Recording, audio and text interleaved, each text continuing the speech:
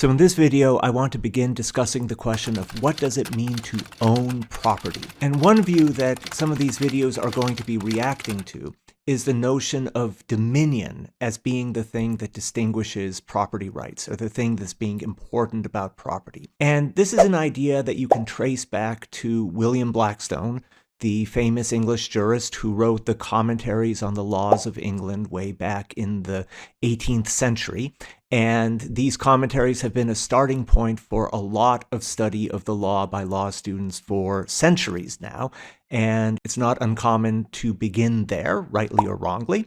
And there is an interesting quote from Blackstone on the subject of what it means to own property. And he has this quote saying, "So great, moreover, is the regard of the law for private property that it will not authorize the least violation of it, no, not even for the general good of the whole community. There is nothing which so engages the affections of mankind as the right of property, or that sole and despotic dominion which one man claims and exercises over the external things of the world, in total exclusion of the right of any other individual in the universe." Heady stuff. And so there's two ideas that I want to talk about here. Number one, the idea of property rights as being this form of absolute dominion, and also property rights as being rights in relation to a thing. And in your first term civil procedure class, you might have talked about the distinction between in personam jurisdiction and in rem jurisdiction, things relating to a person versus things relating to a thing. And so here, this idea of property rights as being about rights with respect to a thing. So how far does dominion go? So what about society's interest? Suppose hypothetically that somebody's private land could be used for a road that would benefit the public. And Blackstone says, but the law permits no man or set of men to do this without consent of the owner of the land. And why is that?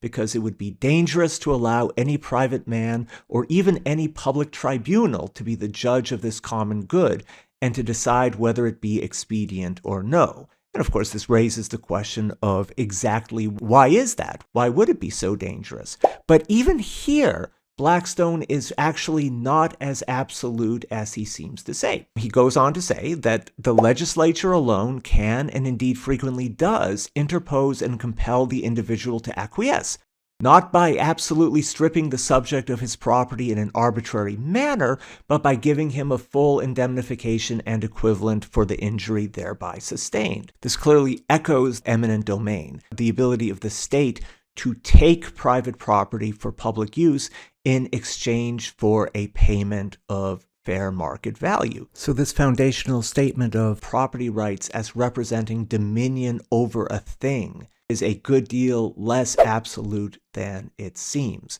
But this notion of property rights as being the ability of the landowner to say no is one that resonates in property law. And in the next video, we'll talk about a case in which the court embraces a strong vision of property rights as the right of the owner to say no.